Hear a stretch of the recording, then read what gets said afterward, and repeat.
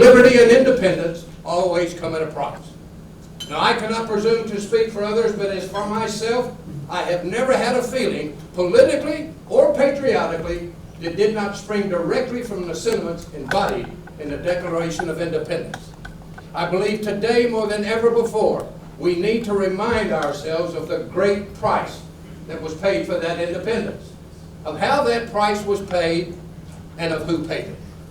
Because of the many sacrifices, the many struggles that our nation has been involved in, we Americans have become more attached to one another, more firmly bound to this country in which we inhabit.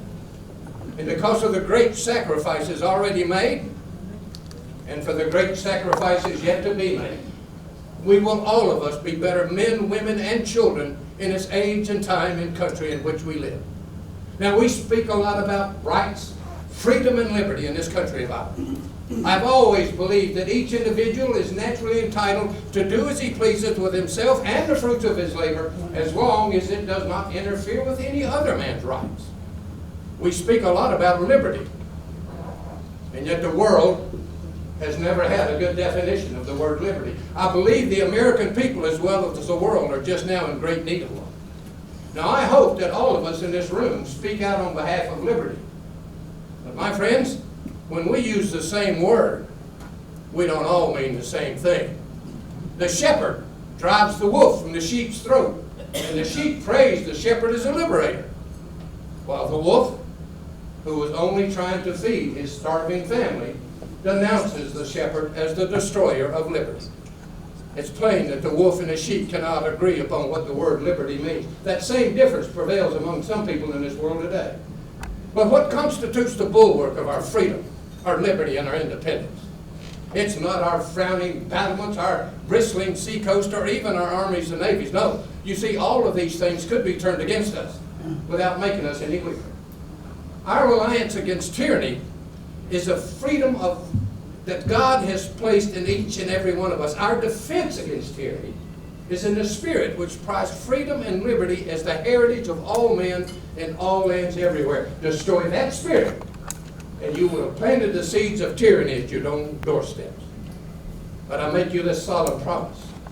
No dictator on the face of the earth with all the armies of all the earth can ever take one drink of water from the mighty Ohio River, leave one single footprint in the Blue Ridge Mountains in a trial of 1,000 years. As long as the lamps of freedom and liberty burn in your hearts, there will never be any doubt that all men everywhere are created equal, and that God truly does bless America. Thank you.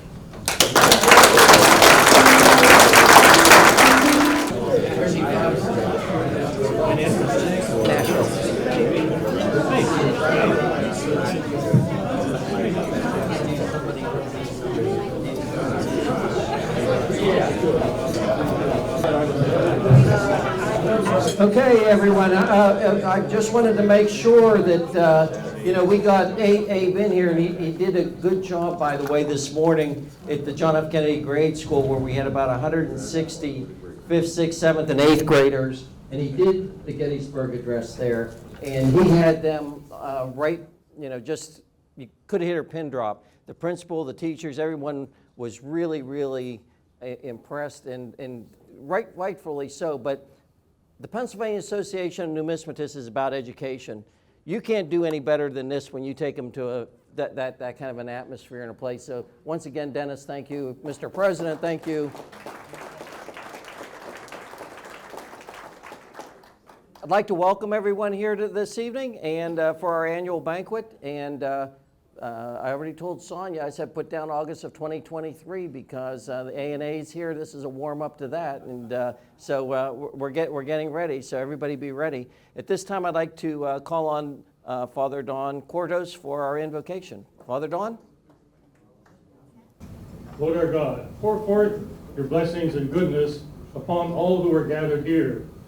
May the love you shared with us, we may share with one another. Please bless our families, friends, and country. Heal and strengthen all who are affected by the COVID virus. Finally, bless this food, those who have prepared it, and we are about to eat it. We pray in your name. Amen. Now, Simca asks, is this the good brother or the bad brother? But I'm not going to answer that because he remembers from the good twin, the good twin. He wanted to know. Okay, well, this is the time where we all often go around and see how many states are here. How many? Let's start back at Ben's table. And let's welcome also Bob Evans with us. Bob started this whole thing many, many years ago. Bob Evans, welcome. Ohio, there you go. Okay, next, keep it going. Florida, all right. Maryland. Don't be shy. Tennessee. Yeah. Okay, Kentucky's over. Oh, wait a minute. Pennsylvania, it's not a state. You said Philadelphia. Got to go to Kentucky. Ronnie, Florida's there. Anyone back here that's how about you guys in the peanut gallery, but you got a good view? Pennsylvania. That's Pennsylvania. Florida. Matt's now Florida. Okay, we're well represented, and it continues to grow. So with that, Michigan, Wisconsin, Indiana, Canada, Texas. Where's Texas? Let's welcome David Lisot from Texas. You're going to be all videoed, so this goes into the Newman Portal archive. So make sure that you're on good behavior. Once again, I'd like to all welcome you. Tony's our maitre d' tonight. Tony's going to start salads here, and let's already thank in advance the Lamont crew who really helps us out every year. Okay, everyone enjoy the evening. Reason why Pennsylvania remains tax-free on coins and bullion.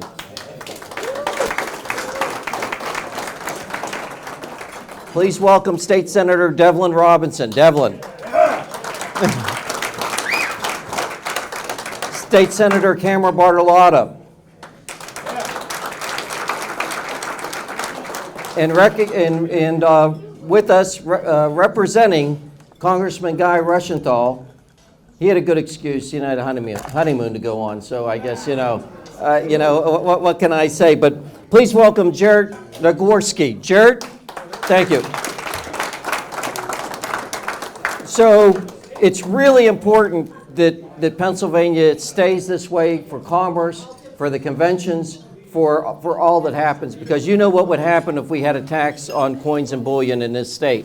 It would be devastating to the whole ripple-down effect. So let's again give them a whole round of applause and thank you for being with us. Okay, how's everyone like their dinner so far? Everything okay? Very good, very good. Tony is starting dessert.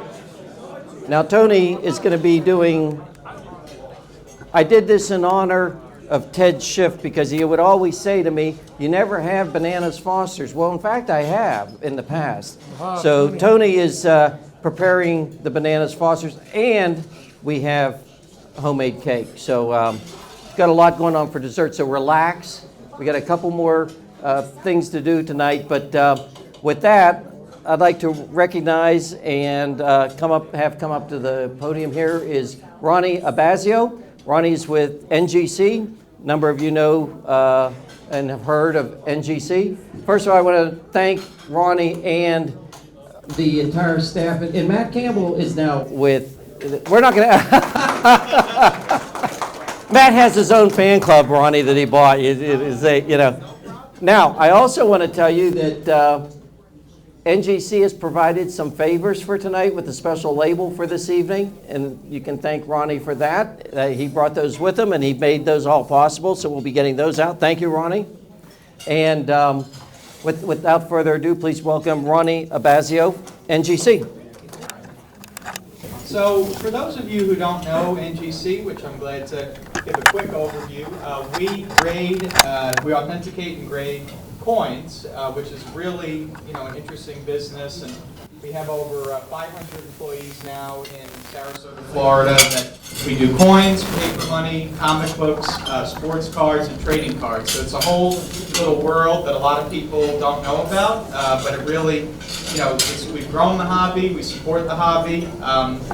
So just want to talk about what we've done in the past year, kind of where we are going forward, and tomorrow I have a presentation that will talk about some of our highlights and where we're going. So thank you, Tom, for having me at the show. For those of you who don't know me, I'm Ronald Abazzio, Project Manager in Sales and Marketing for NGC and its affiliates. On behalf of the entire NGC team, I want to thank each and every one of you for the invitation to speak. We love supporting the Pennsylvania Association of Numismatists. NGC has had such an exciting year. We've graded now more than 50 million coins, tokens, and medals from the U.S., from around the world. You name it, we've seen a lot of different things. So I joke around, you can come to our building and see the world in one day. So it's really an exciting little industry. We've seen a lot of great developments this year in the hobby, and glad to be a part of it. So we've seen, new American silver and gold eagles. We've seen them by the thousands. We get to see them all side by side, which is really cool. To be able to look at the mint state, the proof, reverse proof, all the different finishes, and be a part of that process and see, the changes that have happened over the last year. And we've also been a part of the 2021 Morgan and Peace Scholars, which is really, a momentous occasion for our country's history to recognize that transition. We've actually seen all the coins already have come in, all the 6 different ones in the set. They're really beautiful. If you haven't gotten yours yet, or you're waiting for them, it's worth the wait. They're really spectacular coins. On the vintage side, our experts, including our ancients department, they've encountered a lot of great discoveries this year, contributing to really interesting research and education for the hobby. We encountered a new, the 5th 1922 proof peace dollar came in this year, which was really an unbelievable discovery. And overall, NGC is proud to support the hobby. We want to be here to help out, answer any questions. I'm going to be, like I said, presenting tomorrow about what we've done, where we're headed, so feel free to stop by. Even tonight, if you have any questions, I'm here to help and represent our company.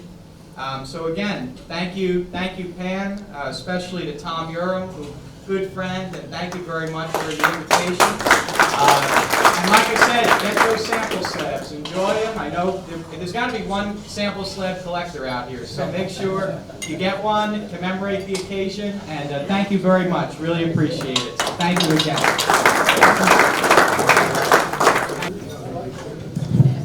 Thank you, Ronnie. And one of the things we've always been trying to do is our relationship with NGC has been from the very beginning. They were the reason why we were able to keep the Clarion going, and were the reason why we were able to keep a number of the events that we do when they were there, when we were basically just crawling. We're kind of walking now, maybe starting to run, but with Ronnie's help, we're going to fly, right? There you go. Thank you, Ronnie.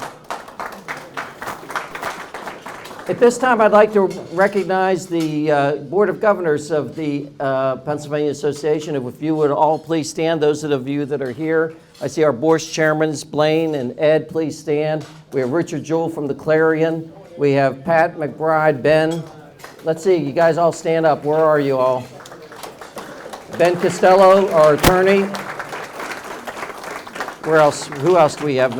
Larry Huffnagel, treasurer. Larry, thank you. Oh, that reminds me, if you haven't paid for dinner, see the big guy there. No fouls. No fouls. No red flags. Not the flags. Okay. Who else? Thank you. Did I miss anyone? I'll be in big trouble if I miss somebody. You know that. Yeah, so, okay. With that. Another important relationship, and look, the fire's going, Ted. Ted has his eye on this. I mean, he has his eye on it. Another great relationship that we have is with the ANA, and it's proud that we have with us past president, Jeff Garrett. Please welcome to Pennsylvania, past ANA president, Jeff Garrett. Jeffrey? Thank you, Tom. I also want to echo kind of what Tom says about thanking the people here with the PAN is, state organizations and also local organizations are so important for the hobby. I started about 50 years ago, and I wouldn't be probably doing what I'm doing now for a living and have been for local coin clubs and state organizations like Fun, where I grew up, that are so important. So hats off to, and I know, usually it's a handful of people that do 90% of the work, and everyone here probably knows who those people are, and I thank you for that. I've been involved with ANA for probably 10 or 15 years. Got to be president, the honor of doing that. Really enjoyed that, and kind of my time has passed now, and I'm a past president. I guess I'm actually a past president, and my wife now is on the board. So we're supposed to be involved in it, but everything she tells me is confidential, so I don't really know what's going on. So, I do my best. But as we all know, the COVID was very difficult for the hobby, for the country, for everybody. We had real struggle. The ANA missed our convention. I guess it was in Pittsburgh, right? Yeah, it's really missed us. So I'm really happy that we're going to be coming back to Pittsburgh. So that's a wonderful thing. The ANA had to struggle financially and membership and everything. But I think the bright side of this, because of COVID, everyone stayed at home, got on their computers, and discovered our wonderful hobby. So I think anybody here who's really knows the hobby and is kind of in tune with it, our hobby is thriving, and I think that we're really one of the lucky beneficiaries of COVID, because people have discovered coin collecting and our hobbies. So I'm going to show a hand here. Who went to Chicago ANA? Anybody here? Good turnout. Well, it was one of the best ANA. I've been to every ANA since 1974, and for me commercially, it was one of the best shows I ever had. So that's really saying a lot. And so ANA is back on the right track. We have great conventions, and I'm sure Pittsburgh is going to be a fabulous event. So I'm really looking forward to it. And anybody here is going to be volunteering to help with that, I want to thank you in advance, because I know that ANA could not put on these conventions without their local volunteers. So it's really very important. Other thing just to let you know about is that if anybody here wants to plan for it, after a 2-year hiatus, this next summer, we've been assured by the Colorado College we'll be able to have summer seminar again. Yeah. So that's been a real void in a lot of people's lives. I'm going to be teaching a class on advanced coin grading, so that usually sells out. So if you wanted to get that, sign up for it. But we're really excited about getting that back on track. But I just want to thank everybody. ANA is a national organization. You got the state organizations and the local organizations. That's the glue that keeps it all together. So thanks for having me. At this time, I'd like to introduce a friend of many of us. He's a Pennsylvanian as well, and he's done numerous sculptors, engravings, and countless amounts that he's going to tell you about tonight. We're so proud to have him here. He did not bike in that I'm aware of, but he does bike a lot. I got off the phone with him, he said, I just did 50 miles, and I'm just like, it's pouring down rain here. I don't know what it's like here in Philadelphia, but Don and I first met when I was on the Citizens Coinage Advisory Committee for the United States Treasury. I sat one spot, Don and I were down the other, but probably most importantly, Don and I had a really important project, and that was he designed and created the Papal Visit Medal for the Pope's visit in 2015. So we had a great relationship, and it continues to this day. So please welcome to the PAN Convention, the lead engraver, former lead engraver, retired from the United States Mint, Mr. Don Everhart.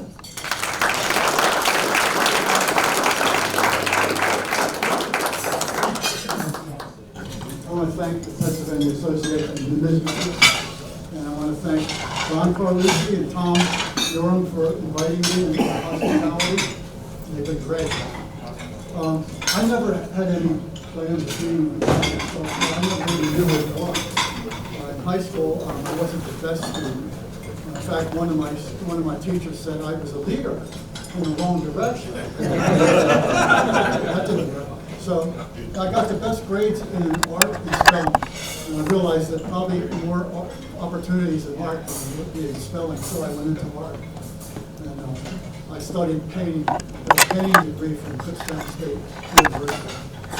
I never did any sculpture in my life. But one moment in my life turned my whole life around. After I got out of college, I kicked around different jobs for a couple of years. For 1 year, actually. I moved 5 times in 1 year. And I was working, I finally got a job at this ticket and label company in North Philadelphia, doing mechanicals. In those days, we did mechanicals by hand. We didn't have computers to use. And I was doing mechanicals, and I hated the job, and I thought, I'm going to go down to South Street and get a one-man show, because I thought that was important. So I went down to South Street. First gallery I went into, I met Rita DeBeckus, who owned the gallery. And she said, well, we don't have any slots open for shows, but we have a job at I work at this company out in Lima, Pennsylvania, and we need a paste up artist. So I was like, oh, great, paste up. But at least it got me out of Philadelphia. I'm not a city person.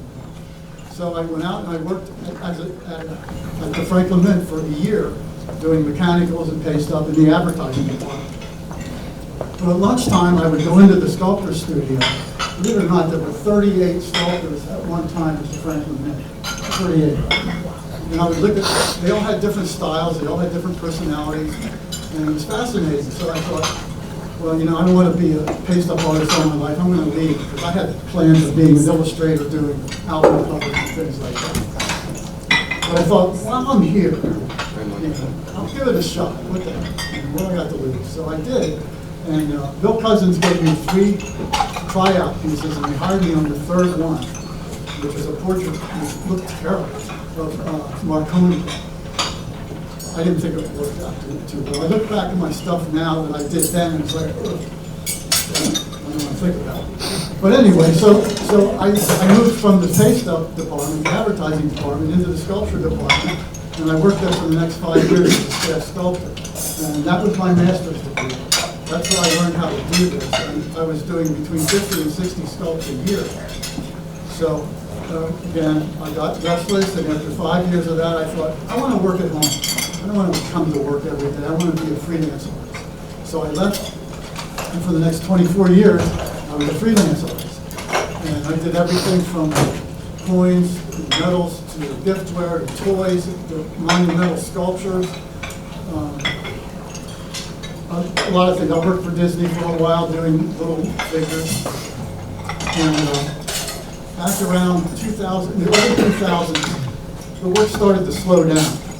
So I got a tip from somebody at the United States Mint that there was going to be an opening. So I applied, and long story short, it took a year. But I finally got in. The government doesn't work really that fast, as you know. And I did get in. I worked at the Franklin Mint for 13 and a half years. They moved me up to the lead sculptor position for the last 3 years I was there. And I had final say over artwork and the AIP artists, the Artistic Infusion Program artists, which I'm now one of since I retired. I retired 4 years ago in 17. And about a year after that, I joined the AIP artists group. And I'm glad I did, because that's the part of the job that I missed. I didn't miss the commute. Every day it was like, you know, an hour each way. I have to get up at 4:30, and when the time changed, it was really a problem getting up at 3:30. But I did it for 13 and a half years. The drive home was always terrible.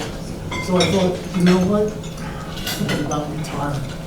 Actually, my girlfriend talked me into I wasn't really thinking about it. She said, we're going to get retired. So I met with my financial guy, and we went through some numbers, and he said, yeah, you can do it. So I did it. And I tell you, it's a different life. It really is. Instead of getting out of bed and driving an hour, I roll out of bed and I'm in my studio. And that always worked for me. So that's how I got to this point, basically. And then I didn't know the first thing about coins.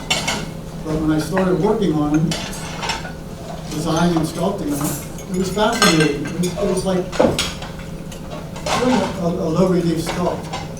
It's kind of like a three-dimensional drawing. If you have drawing skills, I think that you can do this. You can make a low relief sculpture. It takes some getting used to it. I mean, my first sculpture was pretty bad, but I stuck to it, and literally, I don't keep track of it, but I know that I've done probably over 1,500 coins and metals in my career.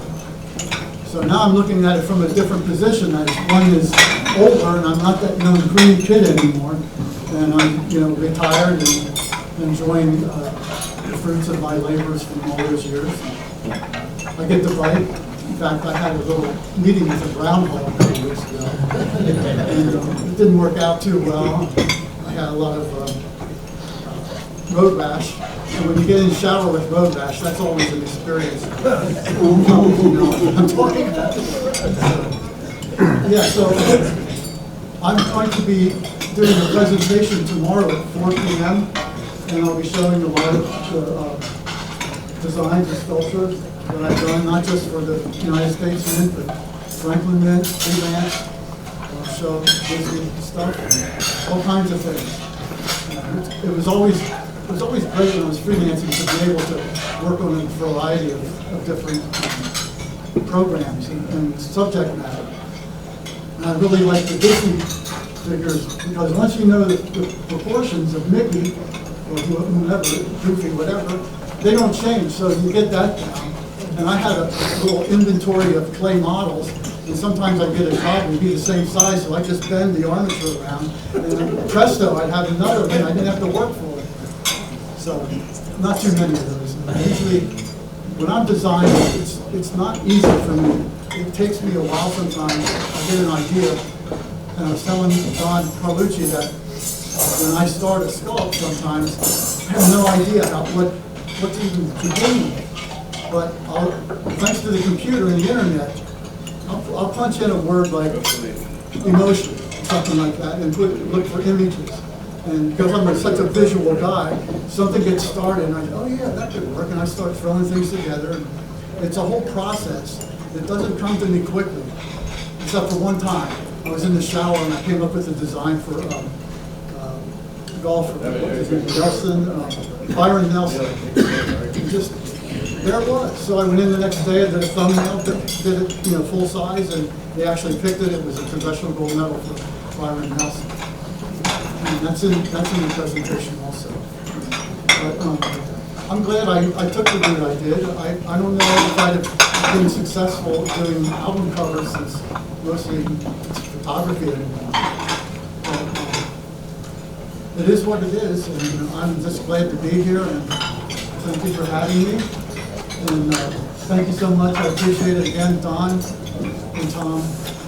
Much appreciated. Thank you so much.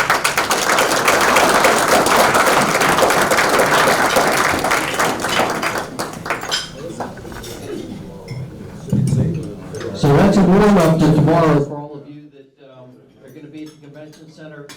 Here's a great presentation on the many medals and coins that he did at the United States Mint, as well as at the Franklin Mint, because he mentioned to you about Disney.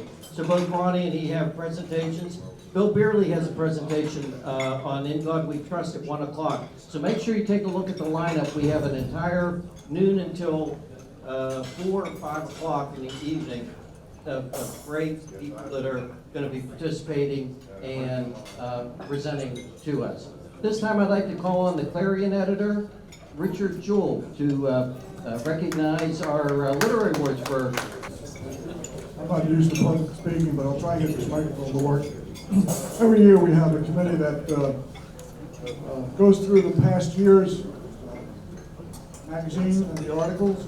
I'd like to recognize the committee this year was Rob Throckmorton, I believe he's here someplace. Bob Foley, he's here. Paul Schultz isn't here. I'm here. And I think we're missing one more. Anyway, the articles that won first place this year was by Doug Winter. You may have known Doug. He's a fellow I met back in 2000. Got me started on the $3 gold pieces.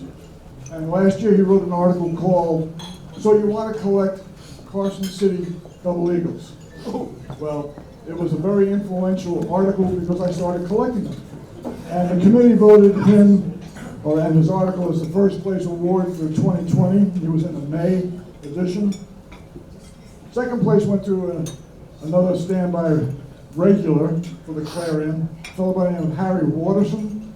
He used to work for Merv Griffin Productions and whatnot. Harry is a great researcher. He likes Julio Kaleni medals, but this time he surprised us because he did a one on the wearing medal for the White Wings by Jules Edouard Rome, and that won second place. Third place is our local fellow by the name of John Malcolm Johnson, we call him Malcolm, and he won for the first Canadian century, which was in our October issue. I took over the magazine 11 years ago. Don Carlucci said, hey, you wrote 6 articles for the Clarion. You are now the editor. I said, I have no experience whatsoever. You'll do all right. So anyway, after 11 years, I'm still here. We had one snafu recently. The latest edition, our October edition, just went out on Monday. So when you get home from the convention, you might have it in the mail.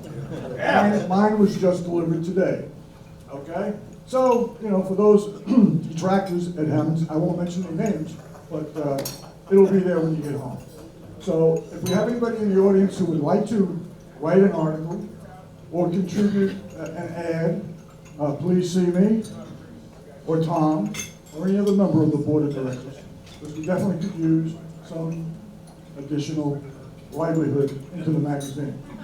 All right, thank you very much. Tom, back to you. Okay, we're going to still be serving a little bit more. And how did you like your dessert? A little bit different, huh? There you go. There you go. And the next gentleman I'd like to introduce, you might have heard him on CBS Sports. You might have, for those of you that are local, you might have been called out on him or what it might have been, right? No, I wouldn't say it. You know, fouls here, fouls there. But anyhow, if you played sports, like Mr. Huffnagel over there, and should I introduce the corner too? I bring the corner with us tonight. One of his best friends, Tim Warka. Let's give Tim a round of applause. Tim and I have also been good friends for many, many years. But without further ado, Gene Steratore was going to be our speaker in August for the ANA. And I said, well, this could be just kind of like a little prep work for 2023 for the ANA. And he agreed, and without hesitation. He's spoken to our Rotary clubs many times.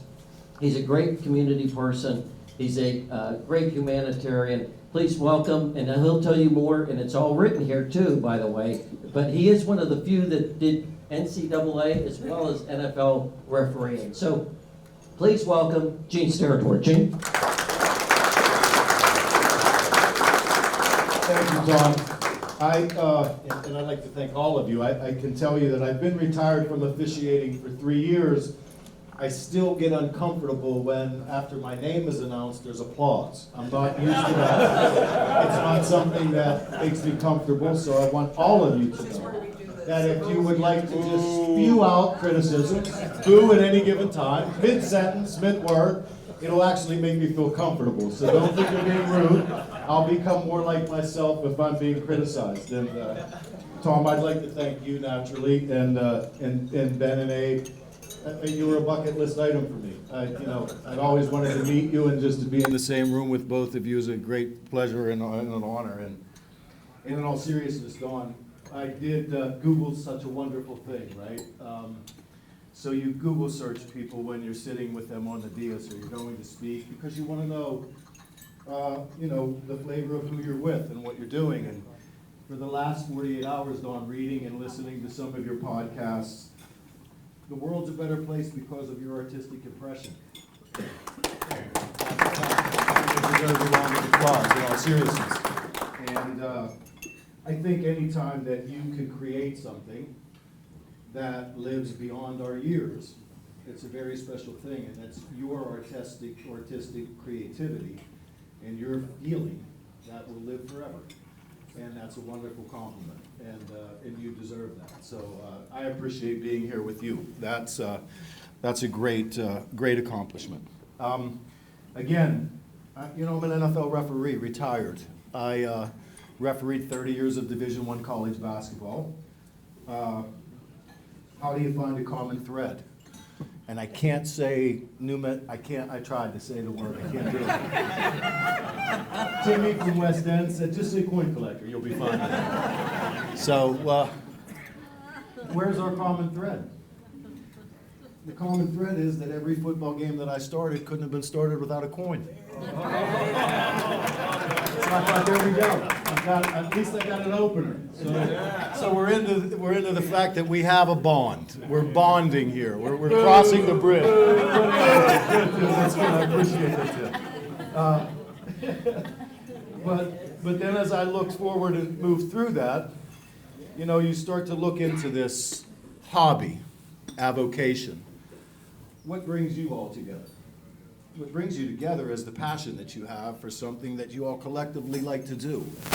So these gatherings are not gatherings of man, they're gatherings of passion. So the room then is filled with people that are here because they share a passion. And in this case, if you look at the coin in its literal sense, or the treasured item, you treasure it literally because of rarity, right?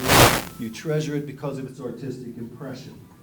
You treasure it because of the memory that may bring to you, or its historical perspective.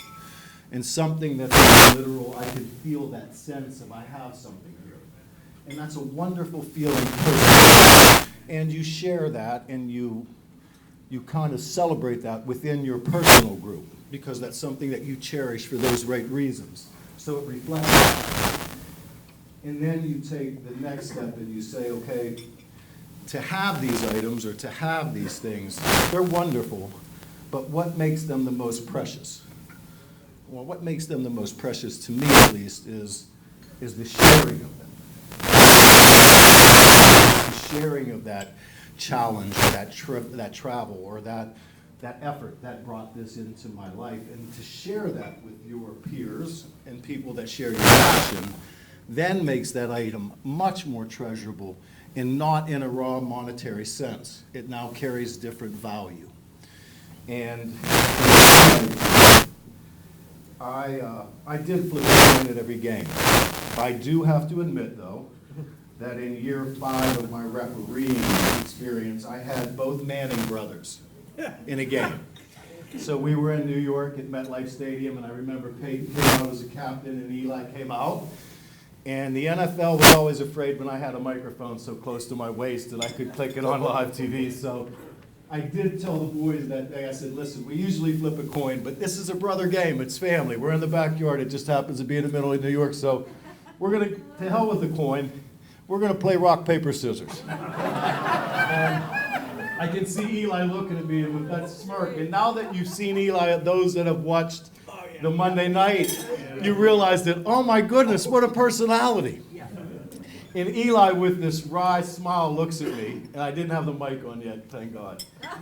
I looked at Peyton, and I said, look, my older brother Tony is the back judge today, and you're Eli's older brother, so we're going to play rock, paper, scissors, but it's 0-1. Eli's up 1 already, so I wanted to give Eli a break at first.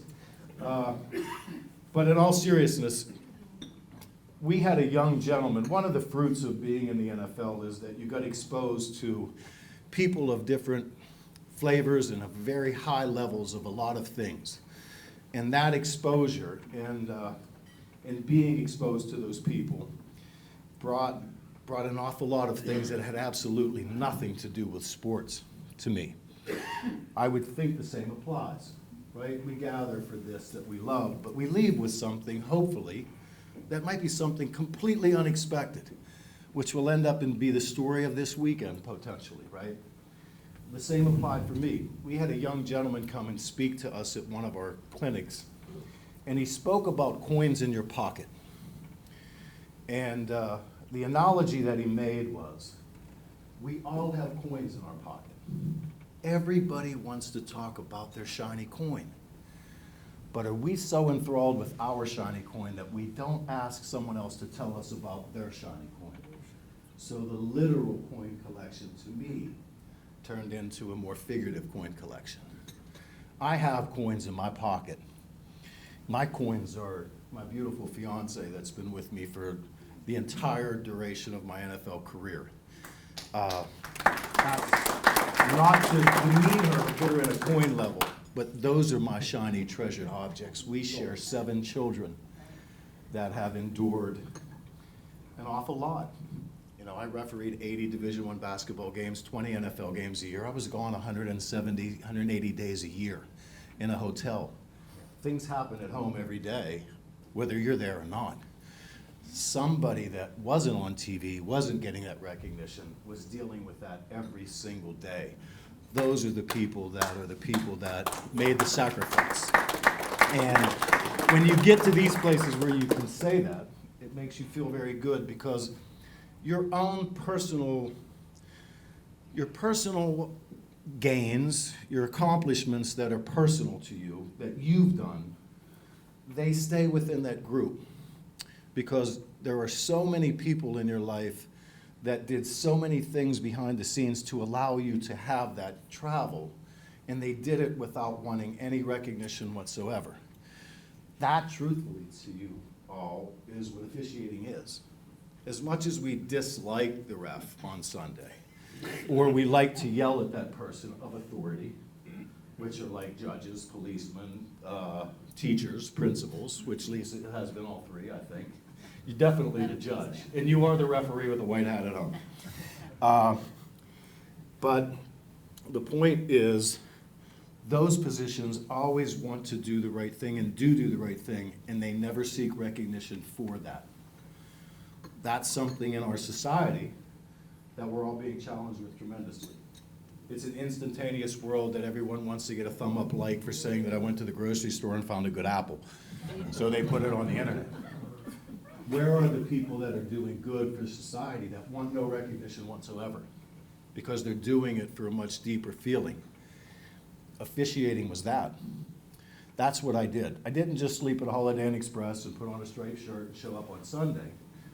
I managed multimillionaires that no one said no to their whole life, that were in an unpredictable environment, completely non-scripted, with emotions so high that they acted adolescent, in front of millions of people on a daily basis every single night of my life. And do that and manage that without wanting any recognition for it, and knowing that if you pitch the perfect game or ref the perfect game, no one would say great job.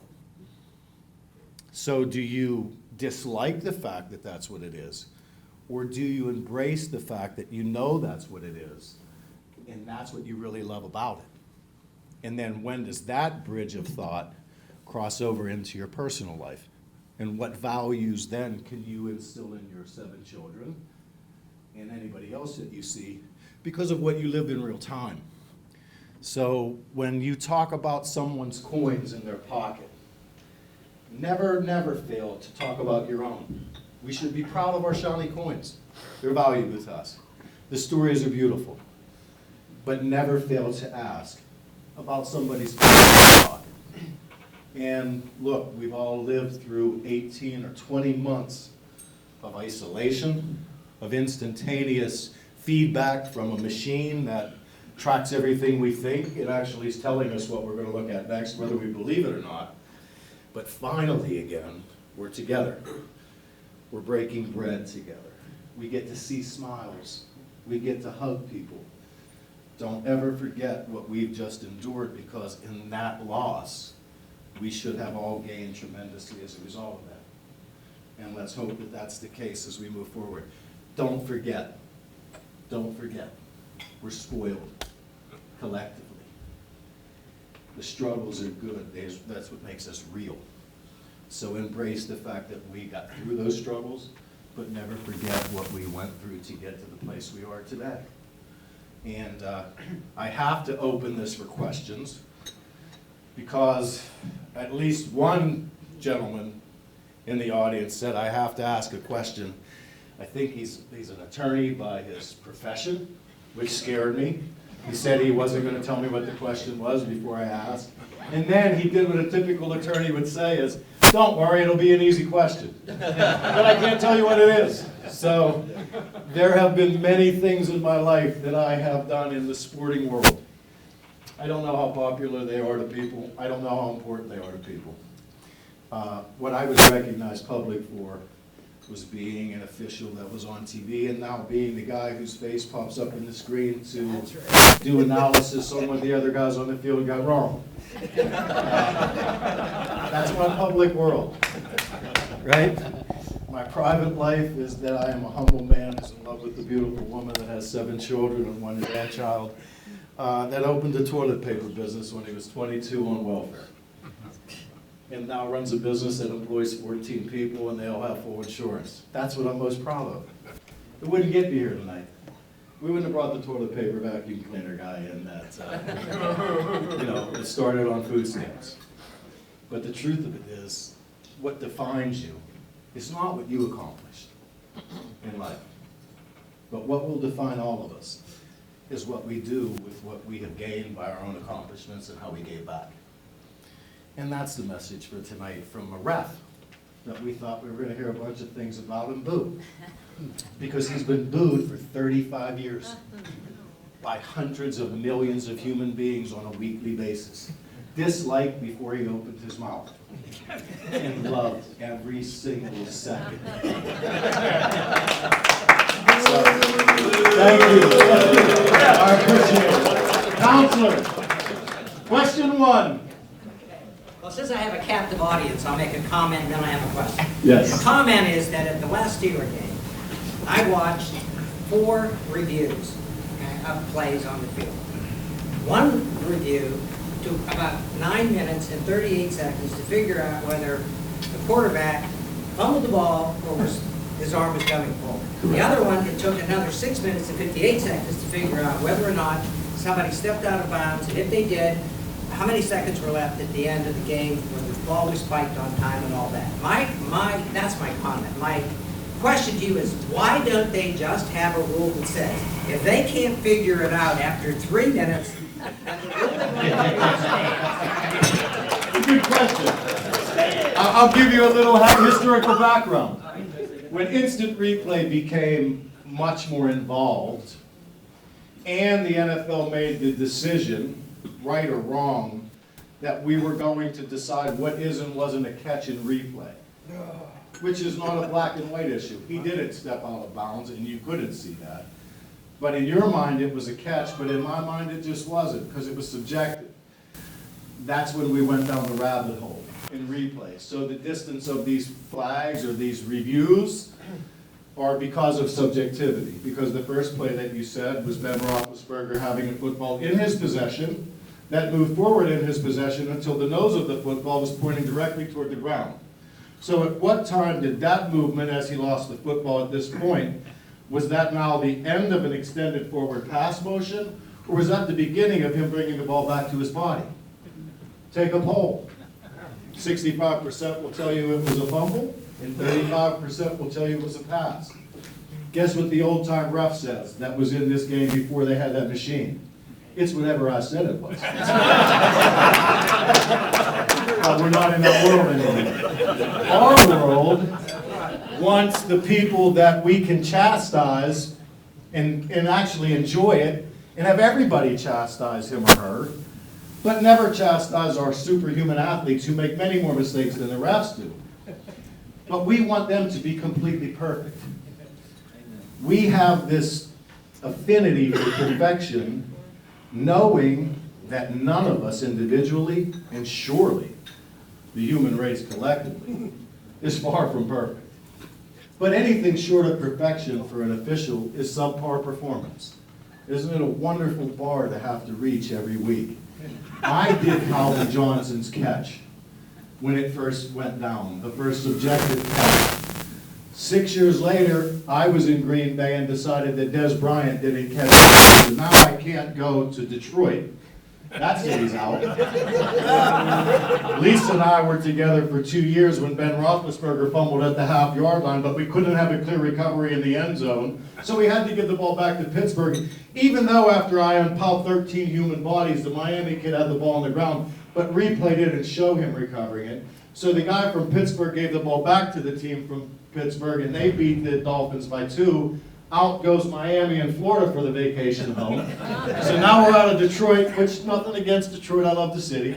But it wouldn't have been one of my choices for vacationing.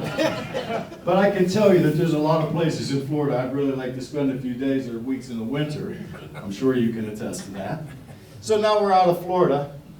And then 2 years later, Des Bryant decides to go 14 feet in the air, possess a football, land back to the ground, but as he's landing, start to fall at the same time. And while he's falling, reach for the goal line in Green Bay, and the ball pops out. And he thinks he caught it, and so does 35 or 40% of the country. But this knucklehead that goes under the hood comes out and says Des didn't catch it, so I was sued by an inmate in Texas for $88 million, which is Des Bryant's number. The judge in Texas actually heard the case, so taxpayers paid for it. And now out goes Texas. So I had to quit officiating because my last game, unbeknownst to me, was Super Bowl 52. And there were 2 catch-no-catch plays in the Super Bowl, and both involved the Eagles, and I ruled both of them catches. So I decided that if Clement caught the ball in the back of the end zone and Zach Ertz caught the ball and broke the goal line and both were catches, should I need to quit? So I retired because I finally think I got the catch-no-catch right. But I would say, in all sincerity, there was a time when we started replay where no one was involved from New York. It was a replay official in a booth and the official on the field, who I will tell you most times never saw the play until he got under the hood. So it was a one-off. And we were on a 60-second clock. So literally, when I did the Calvin Johnson catch, someone started to count down from 10 seconds to 0, and at 0, the NFL logo shows up in the TV screen under the hood, and that's it. You're done. Make your mind up. I don't disagree with that. But technology has creeped into a human game full of mistakes. So technology can fix everything. And when technology can't fix everything, let's just blame the closest human in a black and white shirt, right? We're in a place right now where we're taking what we truly believe, whether we believe it or not, and some of our anxiety now that I'm a fan is some of the anxiousness to see not only who's going to make the most unbelievable play today, but whether we would know it in our conscious minds or not, is who's going to make the controversial decision today, too. It's part of our entertainment process. And we're losing that a little because we're in this striving moment to get rid of human imperfection, which is just as beautiful as human achievement in its own right. Because that's where the science of this technology is creeping into the art of the game that we love. So we're at a dilemma. And the more technology increases and the more 80-inch flat screens we can buy with more HD coverage and the more we see and the more we can slow down plays, that any official that tells you, oh, I saw this, I saw every second of it, they're lying. You don't see half of them. You feel them. And through experience and time and rigorous, countless moments, you feel the play. And you don't even really have to see it all the time, you just feel it. And that was the most beautiful thing in the world to do when you were out in that kind of moment. It wasn't the game, it wasn't the people, it wasn't the TV, it was definitely not the recognition. It was this challenge of leaving the people that I love. Those that travel, we started to talk briefly, some of us. Those of you that travel on a weekly and daily basis, you know what it's like to wake up in a hotel on Tuesday afternoon at 2 afternoon, and the rest of the world's working. Well, Tuesday at 2 in the afternoon for me was bedtime. That's when I just got off the 6 a.m. flight that connected to the 12 o'clock flight that got me to the hotel where I was reffing the basketball game at 7:30 that night. And I only slept 3.5 hours because I didn't get back to my hotel till midnight from the other basketball game the night before. So 2 to 4 was my sleep time. And 5 was breakfast. And 7 was me going to work so I could entertain all of you or be part of your entertainment. But it was an upside down life, and half of the book that's almost finished will more than likely be titled that I lived a life alone in front of millions of human beings. in complete solidarity, aloneness. That's what made us. You know, I had a thing with Lise. When we first met, she took my heart immediately, because when we were introduced, and she knew one of my younger of 7 siblings, she said, "Oh yeah, I heard you coach something." And I was like, "You're in. Like, you are in. You have no clue." And I said, "Yep, I do." I said, "As a matter of fact, this Sunday night at 8 o'clock on NBC, you might actually see me. So sit down with your mom and dad and put the game on." And I said, "And you know what? We'll make a little high school little pact right now. Every time you see a guy getting ready to call a penalty, it more than likely is going to be me." I said, "And just so you know, in the middle," and I was in New England. It was Indy in New England, and I said, "Just so you know that every time I tug on my ear, in the middle of this madness, I'm just saying hey to you back in Monongahela, PA." Well, I think we broke the record. I only had 27 fouls that game. But every time someone flinched, I said, "Shit, that's a foul." So I actually made it a point that I would tug on my ear, false start, 76 offense, 5-yard penalty, replay, second down, tug on my ear, and go back to the play. So I'll never forget it. I will never forget it. I wake up the next morning. It was my 2nd year as a referee. I'm still nervous. I haven't even been in each stadium yet.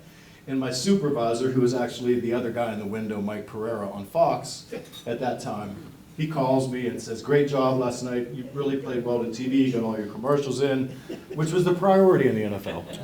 "And by the way, you guys did a really good job on the game too." And he said, "But I do need to ask you something." And I said, "Yes, boss, what's that?" He said, "Listen, the Carol Burnett show's over," which dated me, and all of you that are laughing, with a few exceptions, and those of you that aren't, I'm jealous because you're too young to not know that Carol Burnett said goodbye every night on TV by tugging her ear. He said, "You either have to see our doctor about the eczema you have in your ear, or you have to figure out a different way to say hello to whoever it is you're saying hello to." And so he did catch us. And you know that's a true story. So the irony is, we went to Toronto the next year to work a preseason game, and Lisa has first-generation relatives from the old country that live in Toronto, so she went with her father and I, and we drove.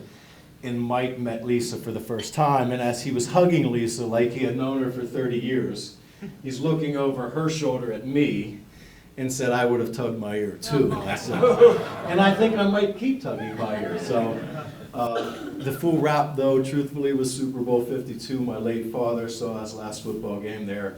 And again, it wasn't the game. It was on that field knowing that, yeah, my personal accomplishments, for those that think that that's your goal, and it isn't if you're true to it. It's the journey and not only the last game. But I did look and see 25 human beings that went through, from my children who wouldn't sleep at night worried if daddy was going to get home, to a beautiful partner, fiance that went through all of that for 15 years, and parents that raised their little baby, and he was on the field in the Super Bowl. And the first false start in the Super Bowl, and it's really kind of funny because the only gif of me, I guess, whatever you call the hell those things are, is that, because it was a false start on Philadelphia. And as soon as the play happened, I just started laughing, probably out of pressure. But I just couldn't wait, because I think I tugged half of my right ear off of my head, because the league was so upset that I was doing it. And I thought, well, I'm at the Super Bowl now. I'm going to get my ring after the game, which, by the way, I need you to praise. If you could, I also have about 130 coins from every game that I tossed a coin. I was that guy that they gave me the commemorative coin to start the game, flipped it, put it back in my pocket. Someone from the NFL operations come and say, "I gave that coin to the little guy over there," and off it went back into the house. So I might need to, just a personal bit. Tim, you're not coming. But in closing, I would say this, that I admire the passion you all have for what you do, right? Because we're gathered because of your passion. I had a passion too, and from some crazy path in life, that passion brought us together in an evening. But never forget that regardless of how beautiful and shiny and rare your coin is, ask the other person to talk about the coins that are in their pocket. And then do one thing that most of us don't do that well anymore. Sit and listen. and then you'll have the best treasure of the night. Thank you for having me. God bless you. All right, everybody, 1, 2, 3. Boo! Just wanted you to feel at home. It's a hometown audience. Okay, Ronnie, where are you over there? You gonna help me out? And we're gonna, and Angela, and how about Matt Campbell? I'm gonna call in a few. We have some NGC special slabs for everyone that we're gonna give out before you get back on the shuttle. Ed, is the shuttle gonna pick everyone up tonight or tomorrow? But whatever it ends up being. So just enjoy a little conversation. We're gonna pass a few things out now. Tonight's drawing has been authorized and certified by the professional accounting firm of Angela, who's still back there certifying. Please welcome Sonia Stopper-Schultz for our conclusion. And once again, thank you. You all drive safe, and have, we'll see you at the next show. Sonia? And let's thank Angela again, too. Yeah. Always helps out. Thank you. Okay, Sonia joins us. Thank you, Sonia. Thank you very much. And right before we leave, if you would just want a stand with me, everybody stand, please, and we'll end with God Bless America. Oh. God bless America, land that I love, stand beside her and guide her through the night with the light from above, from the mountains to the prairies, to the oceans, white with foam. God bless America, my home, sweet home. God bless America, my home, sweet home.